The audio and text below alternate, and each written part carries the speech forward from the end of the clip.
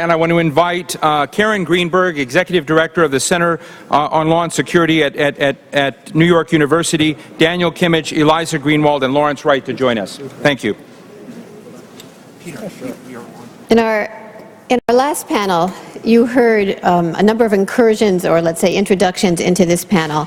And actually, the title we gave to this particular session, The War of Ideas, sounds like a very sort of sweet, unempowered academic term.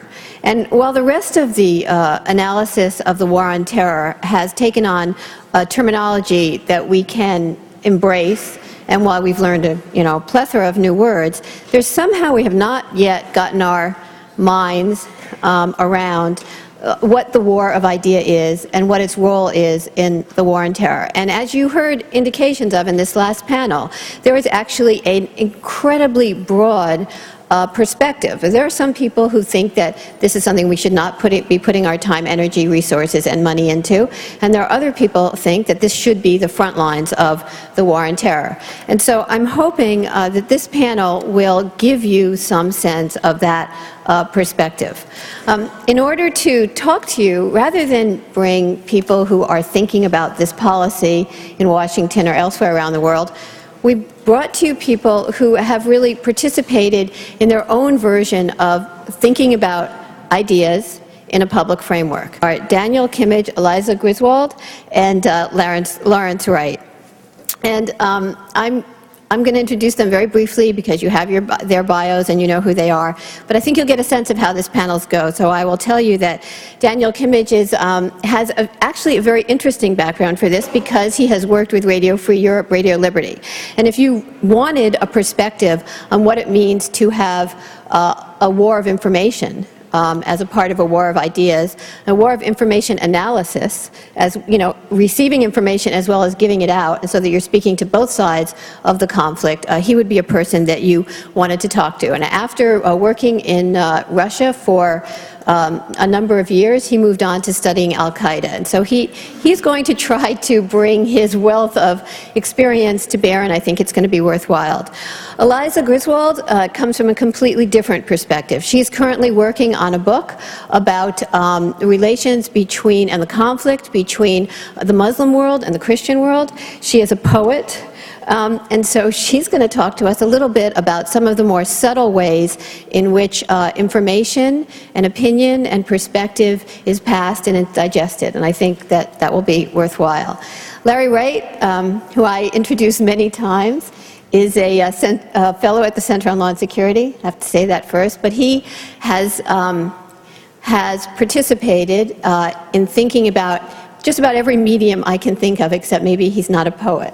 He's a playwright, he's a script writer, he's a screenwriter, he's written a number of nonfiction books. He's been an actor recently on the stage doing his play about Al-Qaeda. And he's often talked to me about a number of other mediums that he's thought about and thought about just how different they are from the other genres that he's attempted. One of them, I think, is particularly pertinent to this panel, which is the use of radio. So without further ado, the order is going to be from my left to my right. So let me introduce our panel and turn it over to them. Thank you.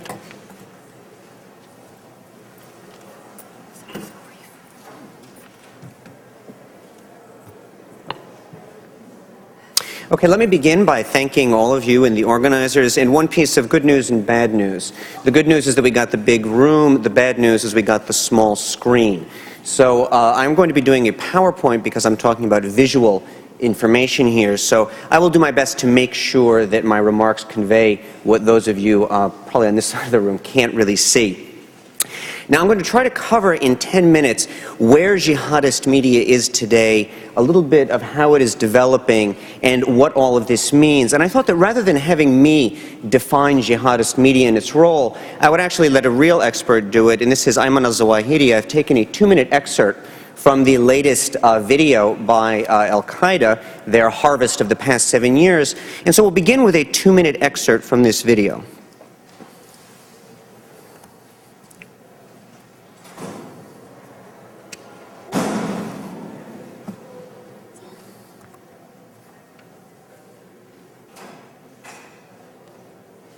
وهذه الحملة حملة قذرة يستخدم فيها كل الوسائل لخدمة القياصرة الصليبيين وأعوانهم اليهود. Actually, I've decided we're not going to begin with a 2-minute excerpt from this video because it is inaudible. In this 2-minute excerpt, what Zawahiri says is that the mainstream media, both in the Arab world and the West, are engaged in a vast conspiracy, and that you must turn to the media of the Mujahideen to get an accurate picture of what is happening in the world. So let me try to discuss a little bit how this all works. He is setting up an opposition between the mainstream media, be it CNN or Al Arabiya or Al Jazeera, and he is saying there are other resources available that you can turn to get an accurate picture, and these are the jihadist media you see here on the screen. Now, what is this jihadist media? It's not terribly complicated, to be honest. You begin with a little bit of video or a little bit of text. You brand it by formatting the text attractively, putting the logo of your organization. You brand the video, and that is your jihadist media that you upload to a forum. And from the forum, it then hopefully, in the imagination of the jihadist media specialist, and sometimes in reality, it goes out where it is amplified by the mainstream media and affects the overall information environment. So that is sort of the classic concept of jihadist media and how it is supposed to work. And it has created an extremely robust and fairly sophisticated network to distribute and produce all of this. And this is something that I put together in one of my recent reports.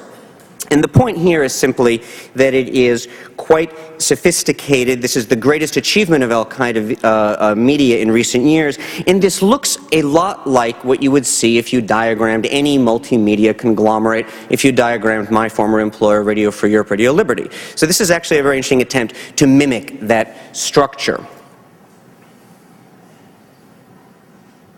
And all of this, of course, goes out from this beautiful structure to the internet. And that is the great achievement. This is what Zawahiri was talking about. This is the jihadist alternative to the mainstream media. And this is what we see groups using from Afghanistan, where there is a very robust effort from the Taliban, probably the most sophisticated with numbers you can call for information, to Al-Qaeda in North Africa. Now, the point I would like to make here is that this is actually only half of the picture. This is what we normally think of as jihadist media, but this is actually not the direction that I think it is going in. And this blank side here on the right, the black side, is where I think things are going, and that is less coordinated media efforts. It is guerrilla media efforts. And what I want to convey here is that all of these structures that they've created over the last few years have actually become, in and of themselves, a sort of mainstream jihadist effort. And let me give you one example of what I think the newer jihadist media is. There was a recent series of arrests in India where they arrested a couple of people who were involved in bombings in September. 4 of them were computer programmers. 1 of them worked for Yahoo. And what they did was they drove around, they found unsecured wireless networks, they sent an email from these networks and said in 5 minutes a bomb will go off, and then the bomb went off. These were not people representing an organization that had a big media presence like the ones I've shown you. It's a very different sort of guerrilla approach, and that is something that I think we're seeing more of and are going to see more of as these sort of jihadist media age.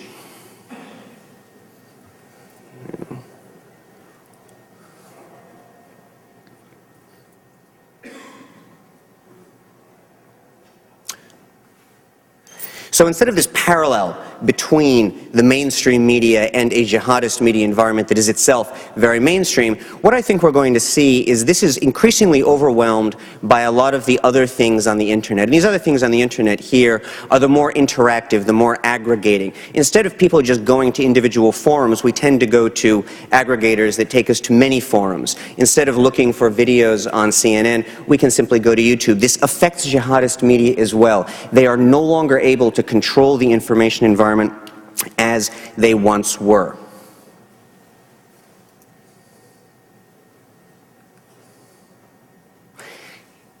Here's what I think this actually all means.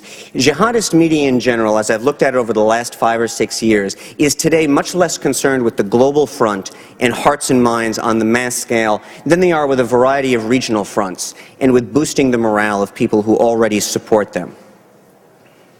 This focus, I think, mirrors a real-world shift that we're seeing. We are seeing a lot of the jihadist organizations focus more on the near enemy. If you look at recent attacks and bombings, they have been more often in the Arab and Muslim world than they have been in the West.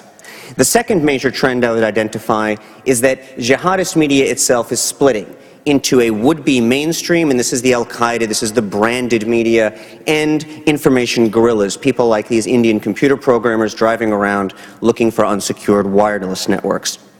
This split, I think, mirrors a real-world division between established networks and groups of guys who are going around doing their own thing inspired by the ideology. In other words, I think that what we see in the real world is actually mirrored by what we're seeing in the online and virtual world. Now, finally, I would ask, what does this mean? Is this good or is this a bad development for all of us concerned about future terrorist attacks? And I would say, unfortunately, it's very ambiguous but very interesting.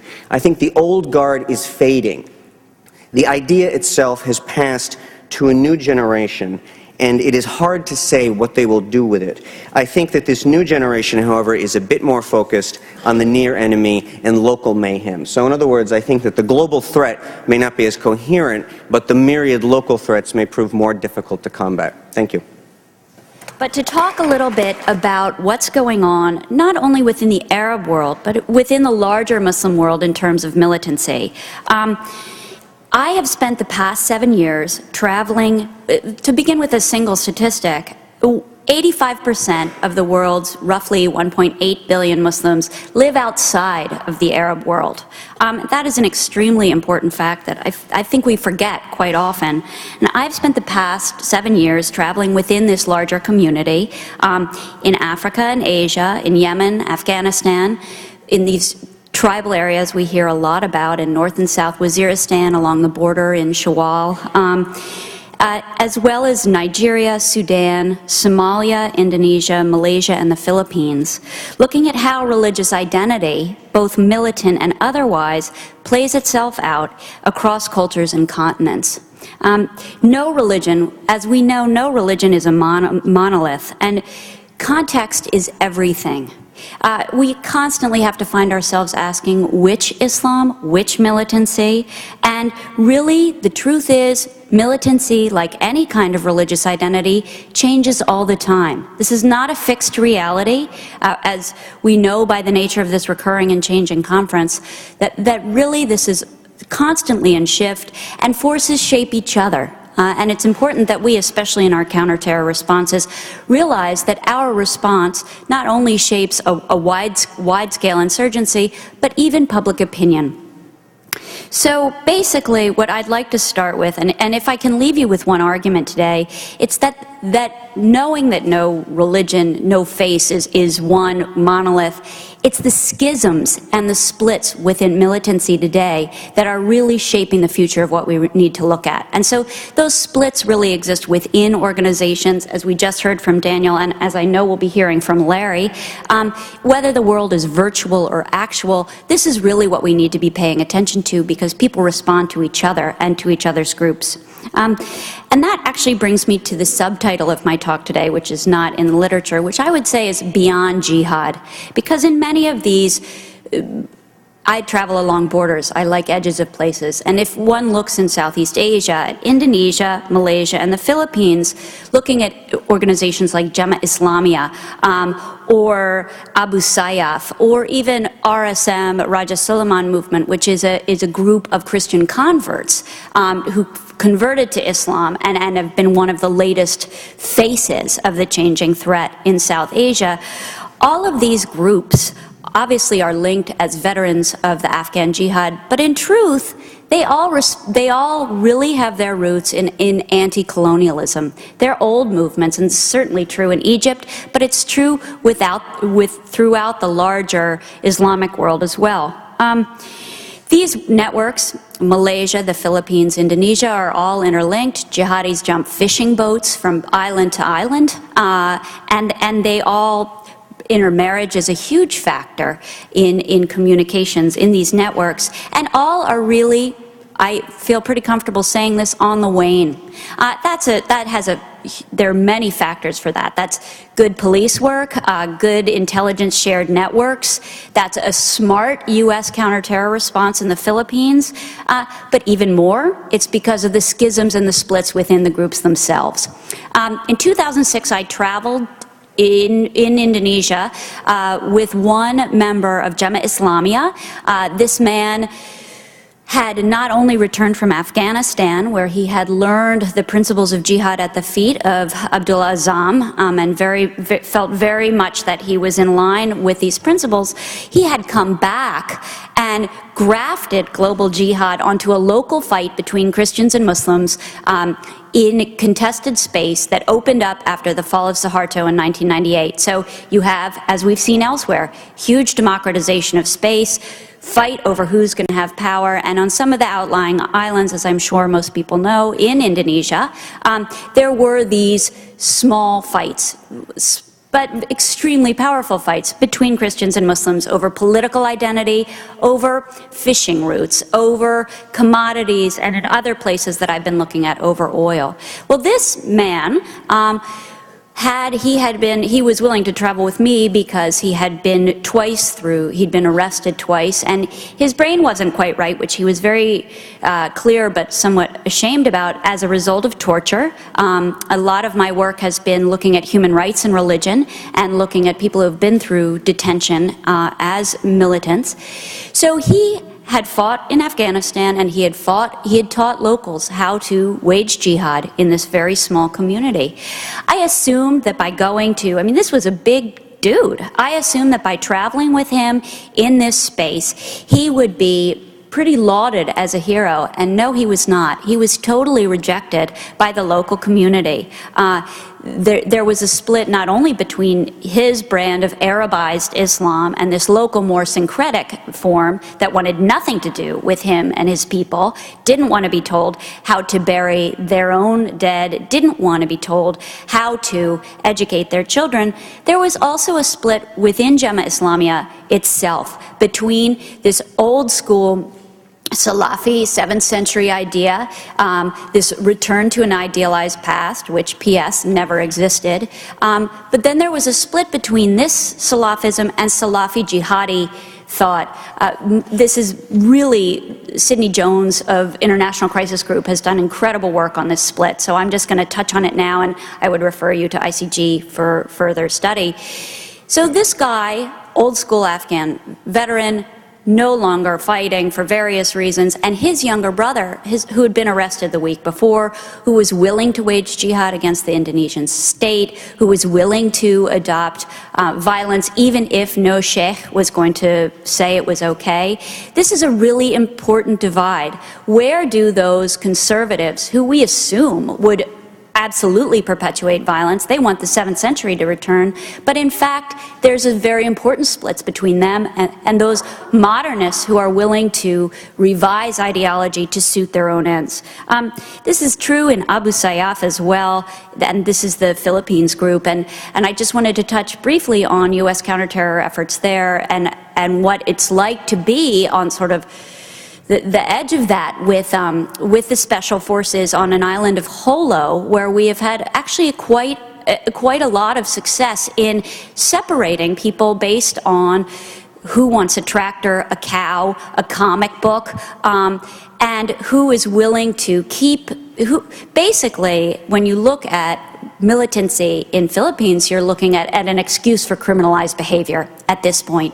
So if you can separate legitimate forms of economic development and those guys who kidnap and pretend that it's about Allah, you really can have successes there. I think it's a really important point. Again, context is everything. If you look at some of the successful models in the Philippines, and they are largely economic, they're not going to work in other places, but they are working there. And it's pretty impressive to see that work being done.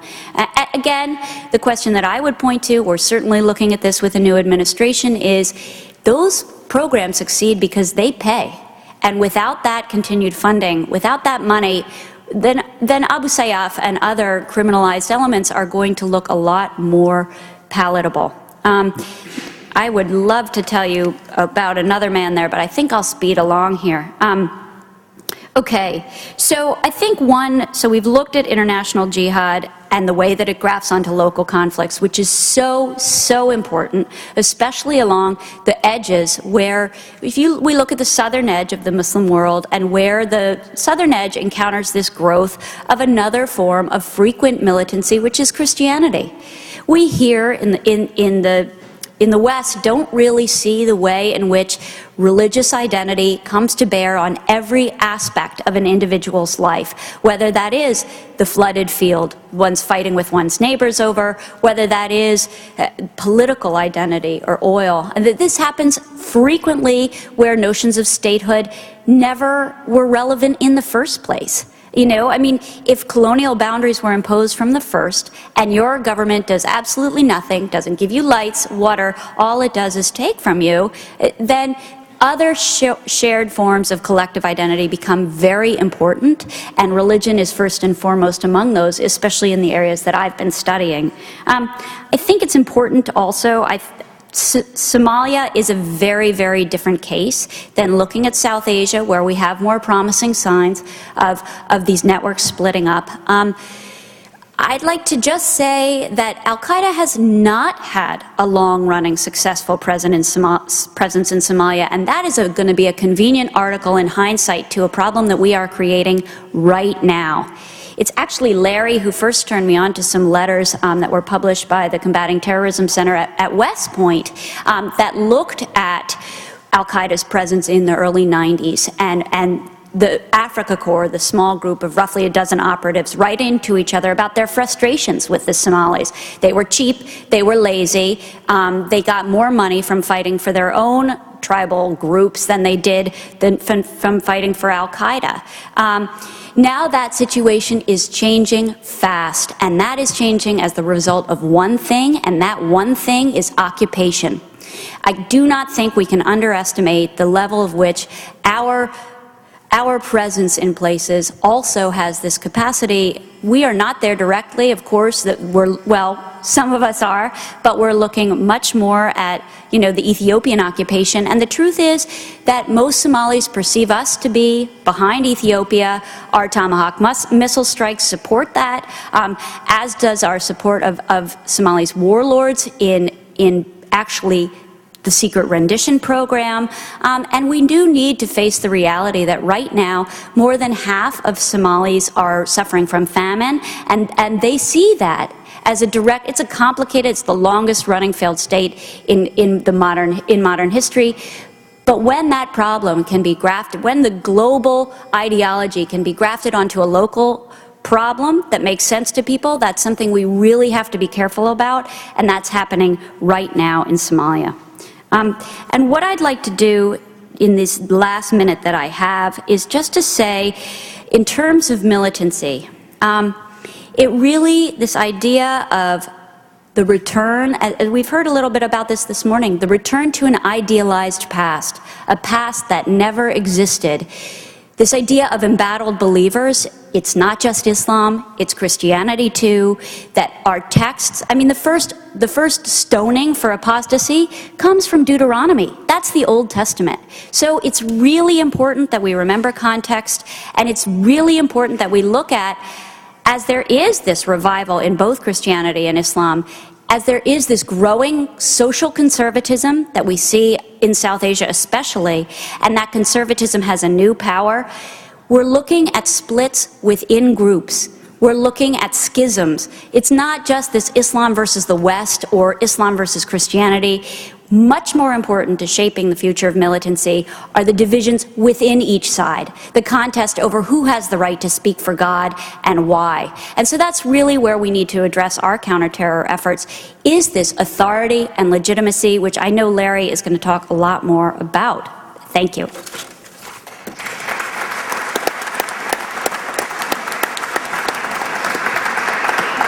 I should mention that Eliza is a fellow at the New America Foundation. Our next speaker, Larry Wright. Thank you. That was those were really interesting chats about where we are right now. Is radical Islam at a theological dead end? Has Al-Qaeda steered that movement into some sort of theological cul-de-sac? Well, what's the evidence that that's so? Chief exhibit that this would be true is the latest broadside by Syed Imam al-Sharif, also known as Dr. Fadl. And who is this guy?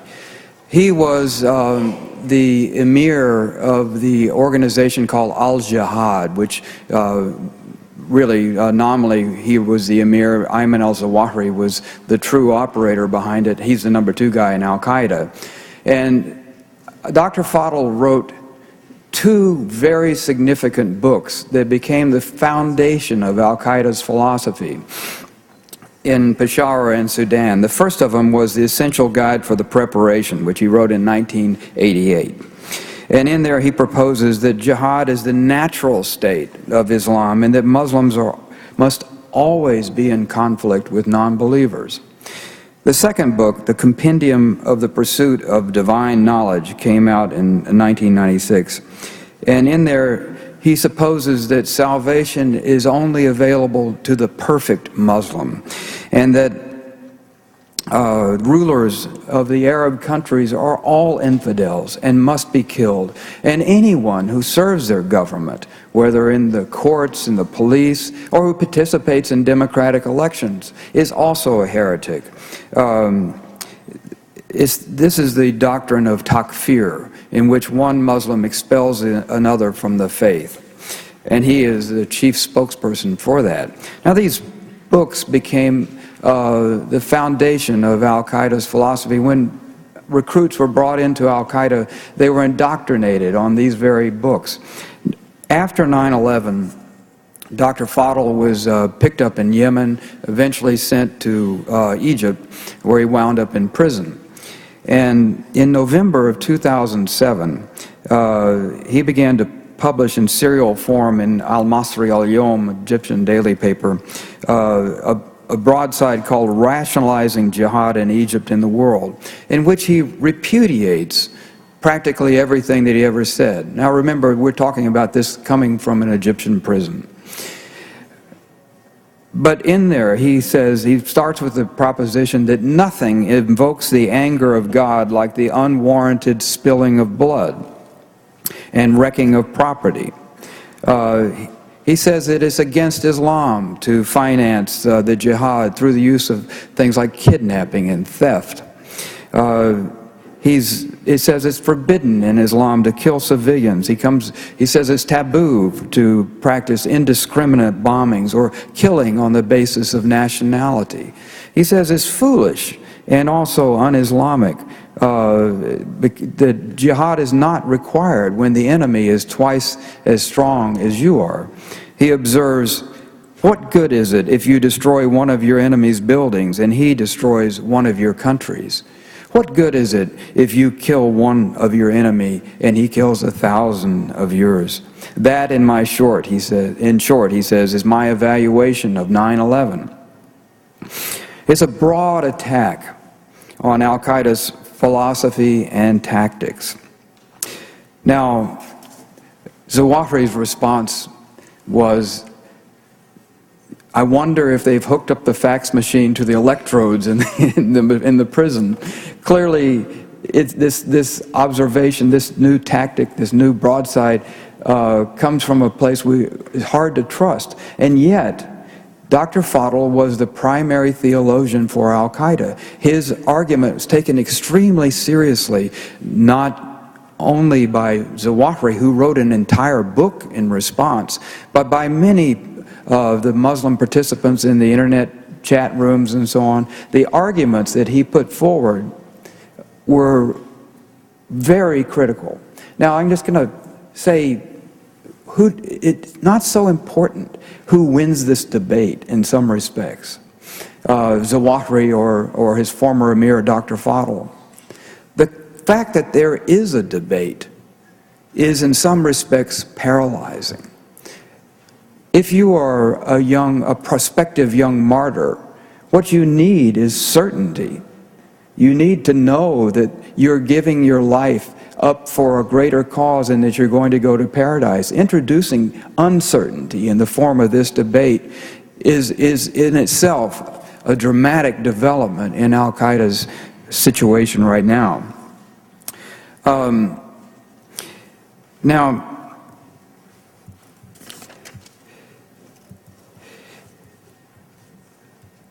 in itself, Dr. Fadl's attack on Al-Qaeda's philosophy is important, but what also gives it greater resonance is that it's part of a larger repudiation of violent tactics inside radical Islam. The best example for this also comes from Egypt.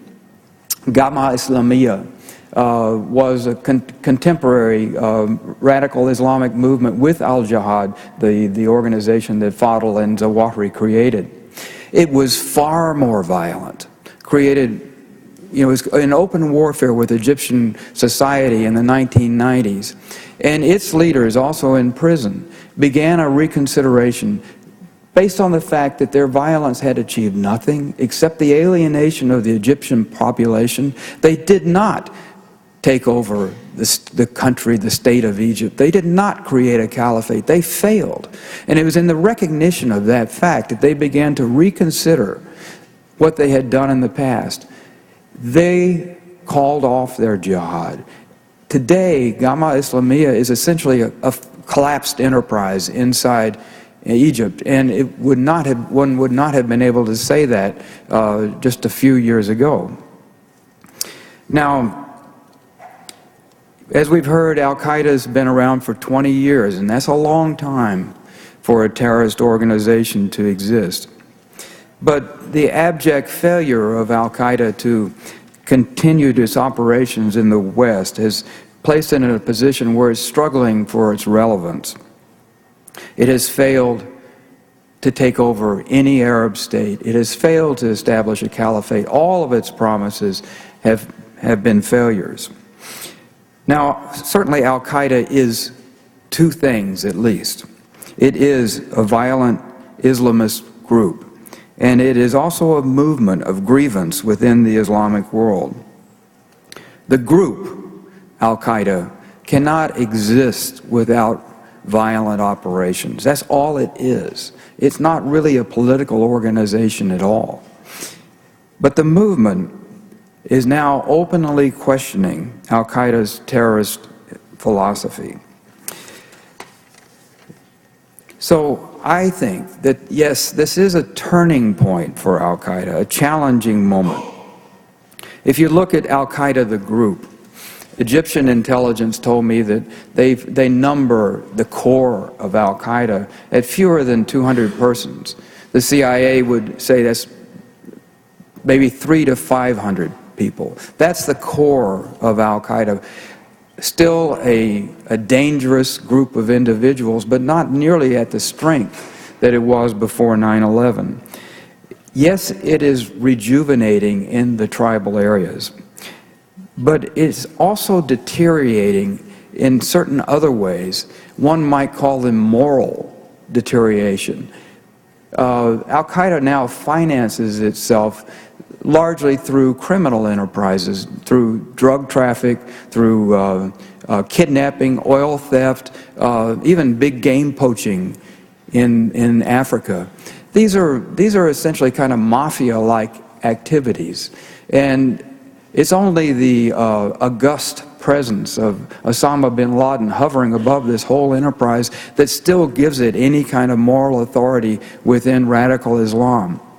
One of the reasons it's so important to remove that figurehead from power.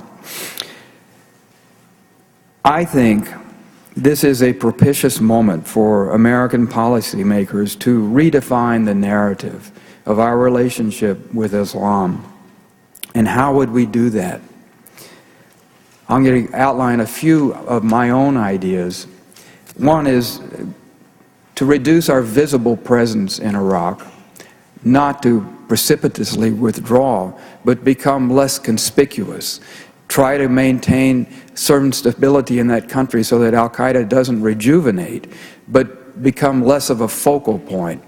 and reduce the sense of occupation. In Afghanistan, it is conceivable and possible and should be the aim of our policy to separate the Taliban and Al-Qaeda from each other. I know right now that there are talks going on with King Abdullah in Saudi Arabia exactly trying to do that very thing. They have different goals. They needn't be partners as they are. And if we can separate them in Afghanistan, we'll go a long way towards isolating Al-Qaeda and reducing its strength. Now, if this were a meeting of Al-Qaeda, and honestly, if you take the Egyptians' word, there are more of us than there are of them in this room. But if this were a meeting of Al-Qaeda, we'd all be here for different reasons. Some of you would be here because of Chechnya, some of you would be here because you want to overthrow the Egyptian government, and many of you would be here because of the Israeli-Palestinian crisis and the insult that many Muslims feel about that. And if that issue were resolved, bin Laden would be in tears. With all the talk of Israel, he's never attacked Israel.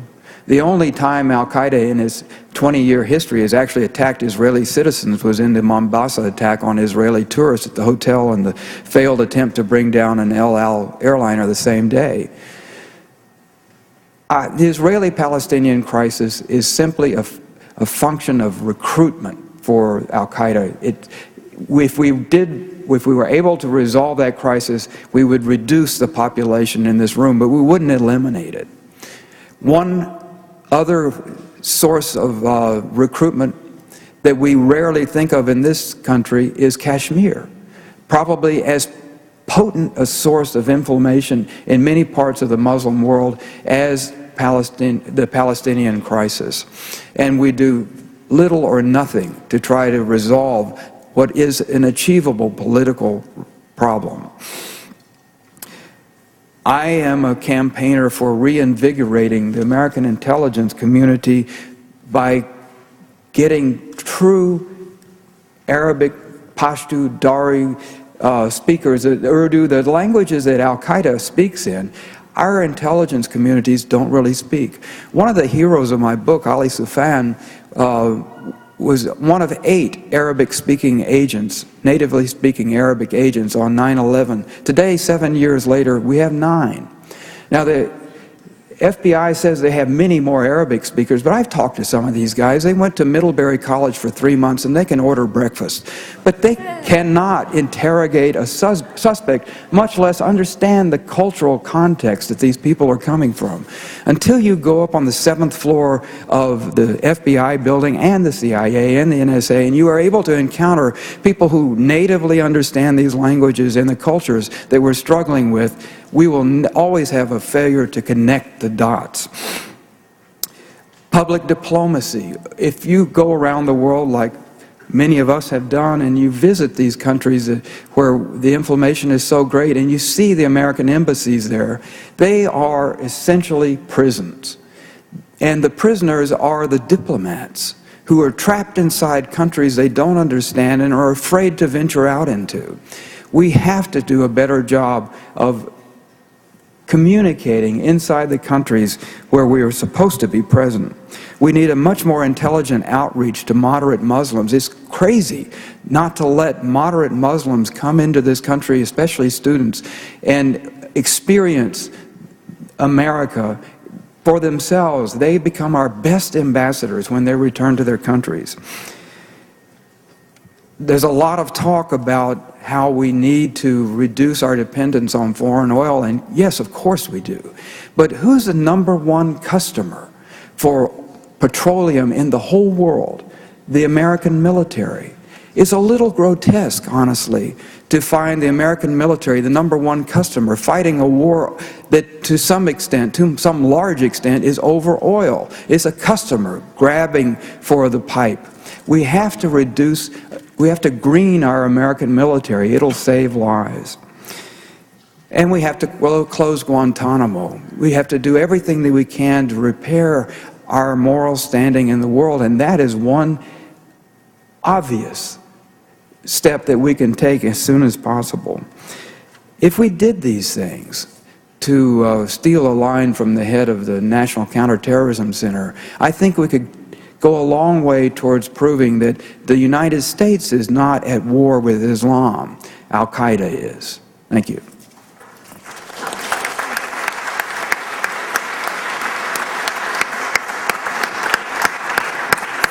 So while you're collecting your thoughts for questions, I have a question that I'd like to ask each of the panelists, and it's one question, but I'd like you to tailor it actually to your remarks. And that is that if it's a war of ideas, and people in the jihadi complex and network are, whether they're schismed or not, are doing what Daniel said, which is guerrilla media. What is the, focusing on the United States, what is our response? And I don't mean the West, I mean the United States. Eliza mentioned, she talked about economic development and addressing economic issues, which we've heard in a less interesting way, I have to say, before. That was, sort of where macroeconomic programs and your microeconomic programs match up with what you were talking about. But just, do you see the war of ideas as not important from our perspective, from what we're supposed to do in terms of counter-radicalization and counter-terrorism measures? And the same thing with Larry. You talked about all of these things, of course, closing Guantanamo should have been first, but it's okay. But what about the war of ideas? And what are we supposed to do on that front? So let's start with Daniel. You know, I didn't address in my remarks on jihadist media our role, so it's a pleasure to do that also for the first time, having the experience of being in Radio Free Europe and no longer being a official employee. And I would say, first of all, that we need to recognize the limits of any U.S. contribution to a war of ideas that did not begin in the United States, does not involve the intellectual sort of history of the United States to a great extent. I don't think that we can presume, I don't think we can arrogate to ourselves some sort of leading role in this debate. I think that's an important recognition at the beginning. And just to bring back a little bit of the experience of the Cold War without suggesting that there are parallels, let's remember that during the Cold War, it is not as though State Department officials or even American intellectuals fought the most crucial battles against the intellectual edifice of Soviet communism. Those were generally people from those societies and cultures. We did a great deal to give them a platform to make those voices heard, but we didn't always assume that we would be playing the most important role. I would suggest a few other things. I think that we need actually to shed light on the ideology of groups like Al-Qaeda. I think that when we fetishize it, when we ban it, when we shy away from it, we actually imbue it with a sort of magic power. You know, let's remember that once again during the Cold War, it was the Soviets who banned information and information resources as though they were dangerous. If we convey the same impression about Al-Qaeda websites, I think we actually give it more power. I say shed light on it. When I see Al-Qaeda ideology on the open web, it does not fare well. In fact, it encounters quite stiff opposition often from many ordinary people in the Arab Muslim world who feel empowered to speak up thanks to the anonymity of the Internet. So I think we need to shed light. And finally, I would very much like to endorse my colleagues' comments on being an example. I think that, yes, close Guantanamo, don't torture people. When people, I think, who are participants in this debate in the Arab Muslim world look to the U.S., they don't so much look for an American contribution to theology, but they do look perhaps to an American example of governance. And if that example is not a good one, I think it's difficult. So those would be my suggestions on the contribution to the war of ideas. Eliza? Okay, so I would say that we really need to restore, obviously, our moral standing, which I think almost anyone sitting in this room would say. And I'm going to put a plug in, not only for Guantanamo, but for where we're holding double the number of detainees, and that's Bagram Air Base in Afghanistan. And if we think that that's going without notice in the Muslim world, we would be sadly mistaken.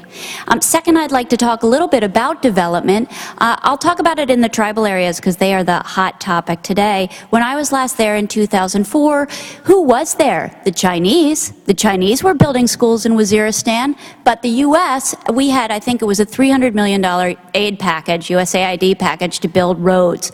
The only source of water when I was there were madrasas, because the mullahs controlled the water wells, and so if people wanted fresh water, they had to go to their local madrasa, to their local mosque, to get that water. Ditto on source of information. You had the only sources of information, quite controlled, and deliberately so, being the loudspeakers on those mosques. People want information, they want to be part of the modern world.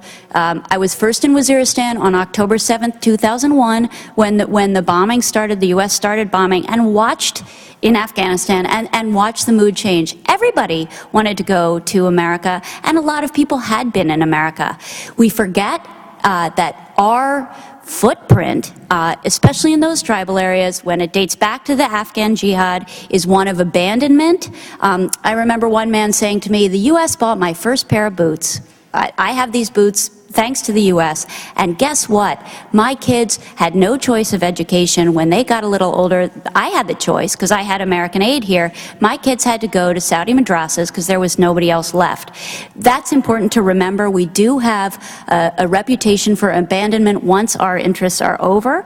In Somalia, we must move away from Ethiopia. We must move away from our perception of Ethiopian support.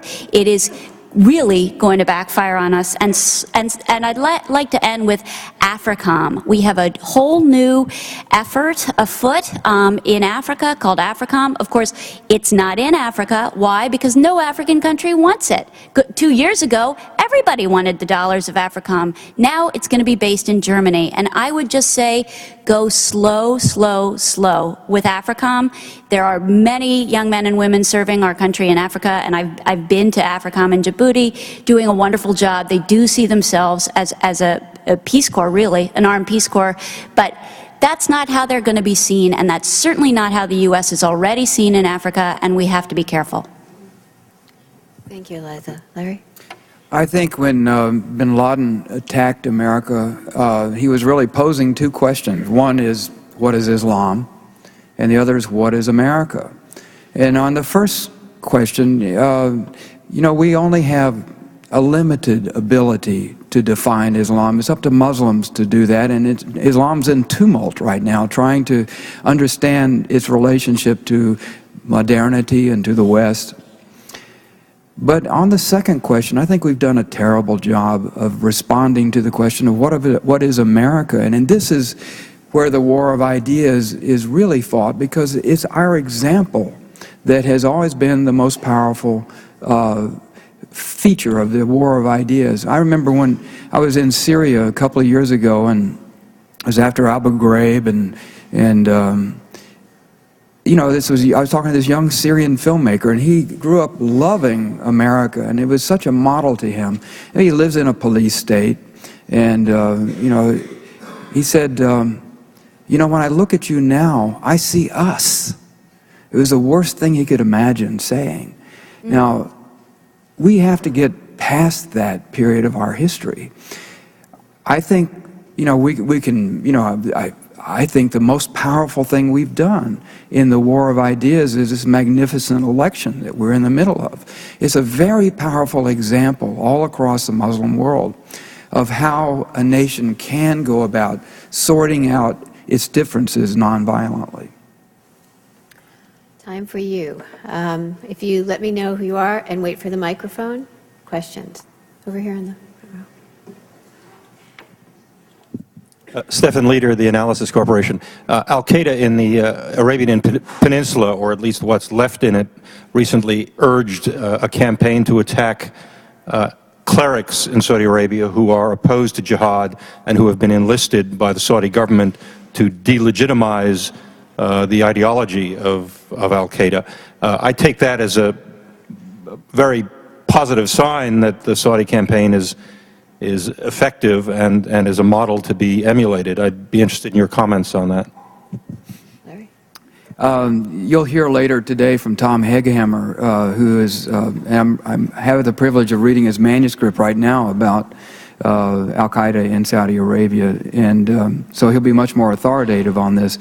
What I think is interesting, what we might draw out from the example of in Egypt and Yemen and Saudi Arabia, when they have been dealing with radical Islamists, how do they reintegrate them into the community? We have this problem because we have all these guys in Guantanamo we don't know what to do with. And I think the example that the Saudis have put forward is you talk to them, and you talk to them on the basis of their own ideology and religion. Sheikh Ali Roma, the cleric in Egypt that I talked to, defined it this way. He said that these guys, there are circles of literalism, fundamentalism, radicalism, extremism, and violence. And you can't hope to move someone from the center circle all the way to the outside. The best you can hope for is to move them one step out of the circle that they're in. And I think that if our goals are modest in that way, and if we can persuade moderate Islamic clerics to take on this task and entrust them that responsibility in Guantanamo, we might be able to emulate some of the success that other countries have been able to enjoy. Daniel, do you want to? Yeah, on the issue of sort of clerical or theological contributions, I'd like to say one word about the importance of Salafism and one of the significance. Salafism comes up in many contexts. It's a very simple concept. It is a Salaf as-Salih, the sort of first 3 generations of Muslims, and it's the idea that you need to go back to the origins to find out what the faith really means. And it's simply an approach. It doesn't in and of itself imply any conclusions. Now, one of the features of jihadist ideology is that it turns to a certain brand of Salafism to justify junking basically hundreds of years of tradition and imposing its own interpretation.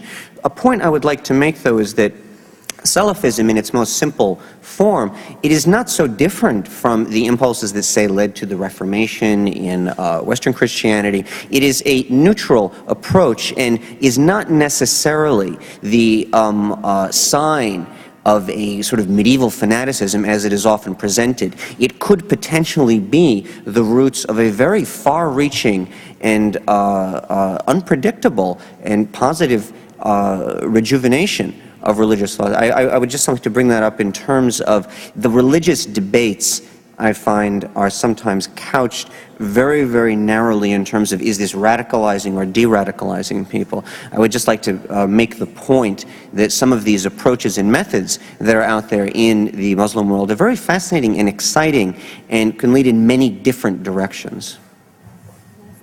No. Okay. More questions?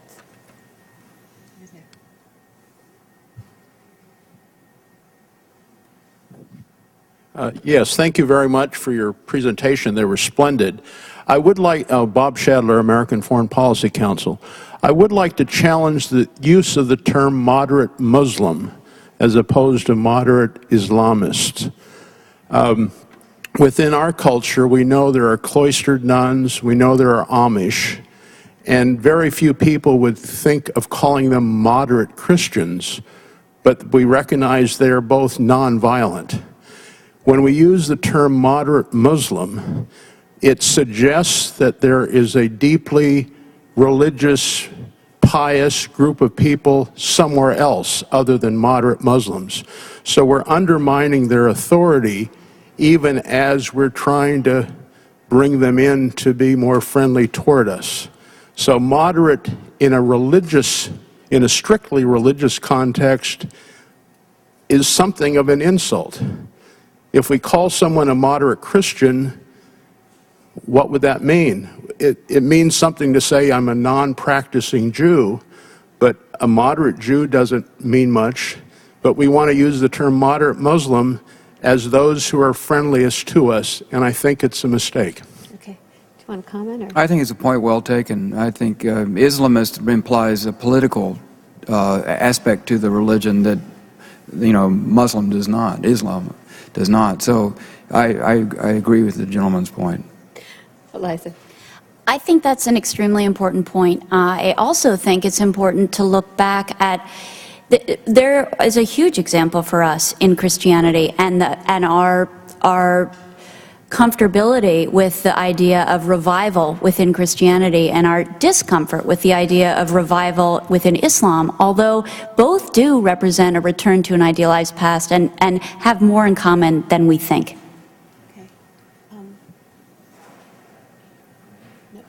This gentleman right here in front of the one that just asked the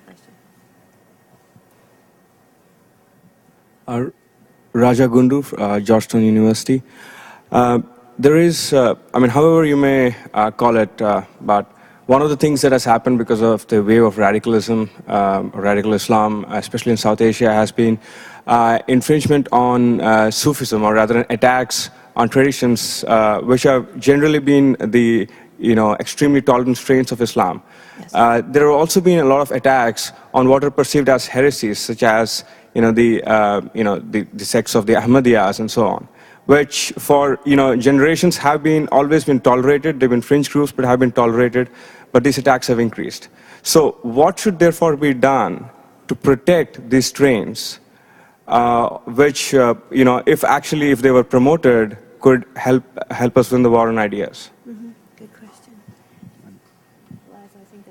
I think that's such an important point. We overlook the fate of minorities, especially Islamic minorities in society. And I think that's an argument between a conservative, one-pointed response and the reality of pluralism. So what can be done to support plural realities? We have some of those questions here as well. And I just think it's important to keep talking about the fate of religious minorities within Islam, because they are facing persecution actually in many Muslim countries. Can I just add that I think it is important to develop, and this is largely the job of the press, and some of which does a very good job, but to develop a more nuanced and broad-based picture of what's happening in the Islamic world that is not always premised on, is this a step forward or backward for the West in the war on terror? I think that's actually a terrible framework to use for examining another part of the world. I think you have to actually take a step back and try to understand some of the internal categories. And religious minorities are actually usually a very good window on that, because you start to understand some of those categories. So I would like to just add that. Karen, I wanted to say one last thing about that. Is that historically, the four great schools of Islamic law were all taught in Mecca, but that has not been true for decades. And because of the overwhelmingly Wahhabi aspect of Saudi governance, I think if the Saudis would allow their own more moderate traditions to once again be freely practiced in what is the holiest place in Islam, that would go a long way towards opening Islam up to more tolerant strains. Over here in the front row. My name is Dmitry Novik. I'd like to say that the title of your section is wrong. It's no war of ideas. It's open competition of ideas. And its basic point. It's wrong to investigate philosophy of threats. They're hungry to eat.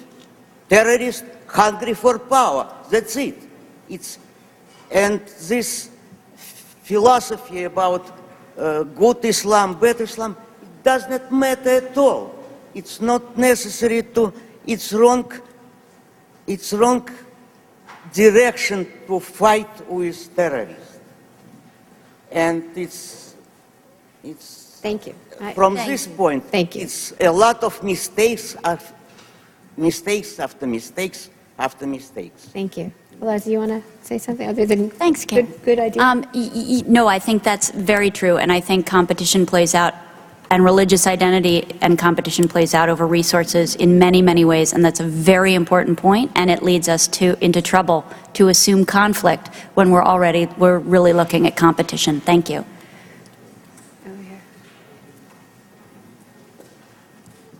Good morning.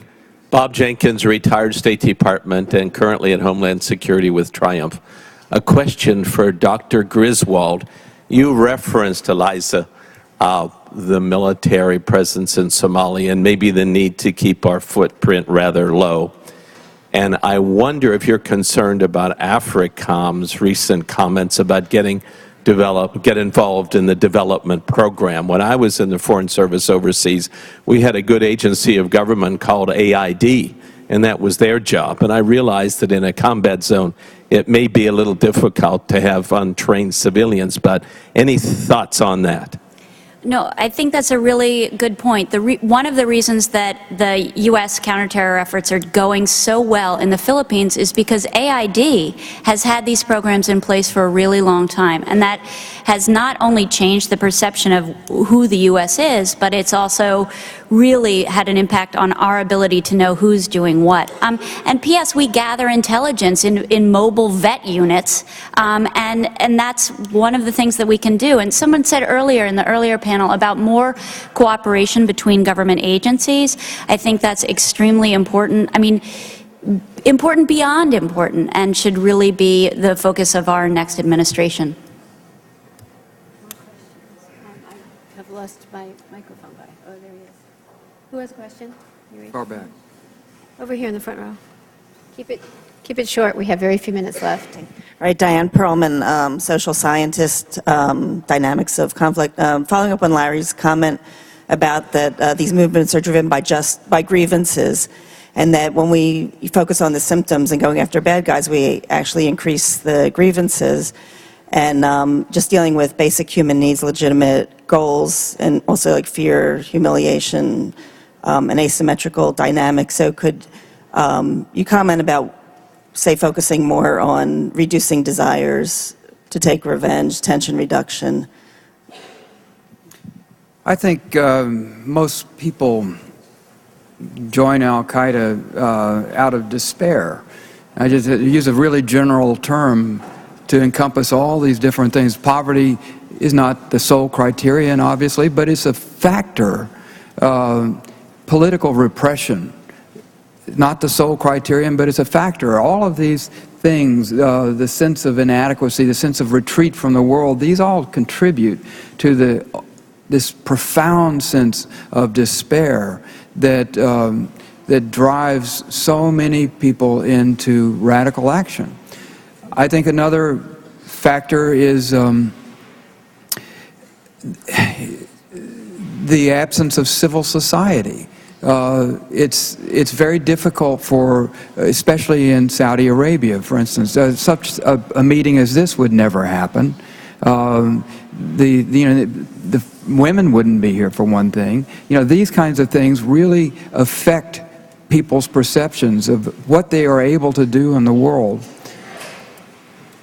We have the possibility to help in a limited manner.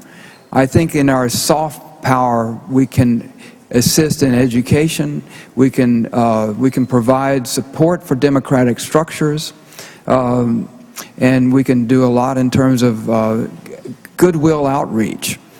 But we cannot change the countries and the cultures themselves except by our example. That'll be the most profound way we can affect them. Two more questions. First, this woman over here, and then the man in the back row there. I'm Mary Walsh with CBS News, and soft power was what I wanted to ask about. Do you see an impact of the U.S. military, for example, going in for the tsunami relief, Pakistan earthquake? I mean, how does that resonate? And secondly, I wanted to ask about the war of ideas we're having in this country, which is called the presidential campaign.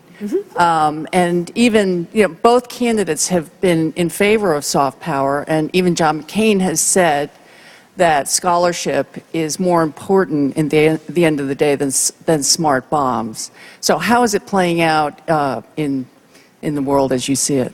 Interesting. Eliza, I think we should start with you.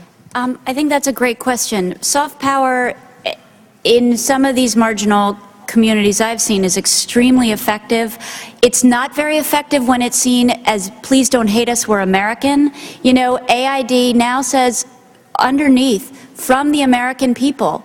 Do we really need to advertise every time we're feeding somebody or giving them water? I don't think that's a smart idea, personally. And efforts like after the tsunami relief, sending U.S. troops in, that was amazing. If only, okay, so afterwards, yes, Aceh accepted Sharia law. They're the only province in Indonesia to accept Sharia.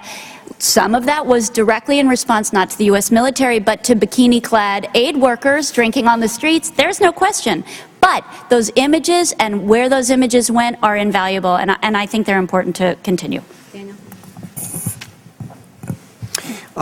As far as soft power goes, I would just say that I've been a part of many discussions over the last few years, and I can simply say that I think we need fewer advertising gimmicks and more expertise. I have sat through interminable discussions about where to put the USAID logo and which advertising agency should put it on which crate and send it to which place in the context of which effort. I don't think in the end that is quite as important as do people involved know what they are doing. You know, I don't think we need to have yet another Washington bureaucratic discussion of how and if we should reconstitute the U.S. Information Agency or whatever. I do think that we need to bring in people who are. Let me give one very simple example. One of the effective parts about jihadist media is that they strive less for message control than simply for some sort of spread to their message. I think we can do the same with some of our soft power efforts. We don't need to make sure that everyone is exactly on the same page. We're a pluralistic society, and I think we can embrace that, and I think that showing that face to the world is in some ways a good example, because, as Larry said, it is all about example in the end. The example, I remember years ago I was in Nicaragua during the Sandinista era, and you know, intense anti-Americanism and so on, and yet what was the event that had most captured the imagination of Nicaraguans in the year that I was there is the fact that the Baltimore Orioles came and played an exhibition game. And, you know, Nicaragua is a place obsessed with baseball. There were 3 Nicaraguans on the Orioles at the time. And it was such a small thing. And it was not done by the State Department. It was Earl Weaver decided, well, let's go to Nicaragua and see his relatives. And it was a huge human gesture that nobody made anything out of, but was so memorable.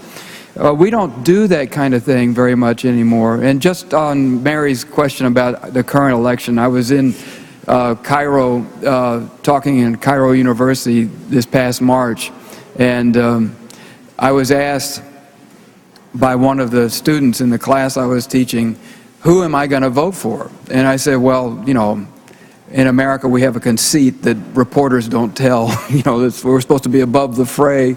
But I'm interested that you guys are all following this election so carefully. So if you were an American citizen, who would you vote for? How many here would vote for John McCain?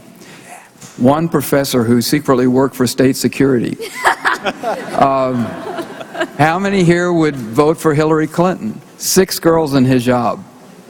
How many would vote for Obama? Every other hand. So it's fascinating to me how much attention and hope is invested in this particular campaign. It's going to be difficult to see how we are able, if the election turns out as it seems it is headed to now, how we can resolve what are clearly structural problems and not just problems of attitude and personality. I promised this man his question, but it has to be very short. Oh dear. Mohammed Qasim, a grumpy old man here. In the end, there are more people here than there are hardcore Al-Qaeda around the world. So what are we doing here?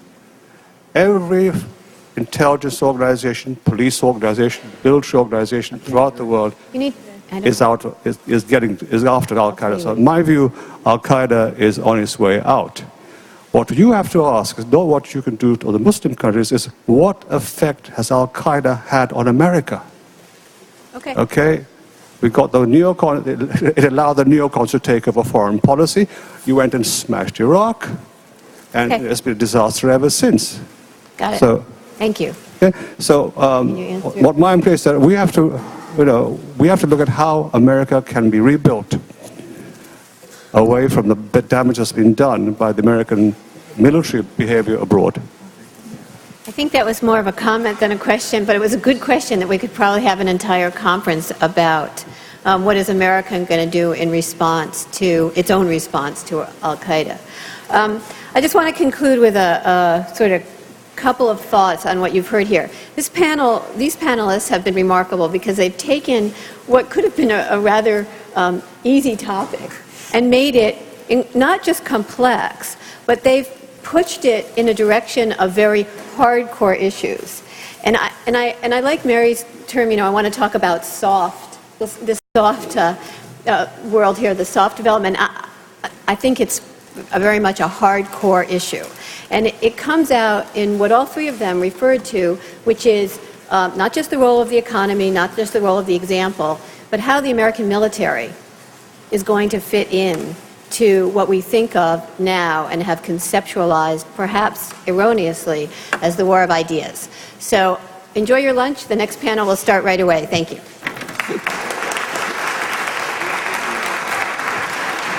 Thank you. I want to thank Karen Greenberg for an excellent session, Lawrence Wright, Eliza Griswold, Daniel Kimmage.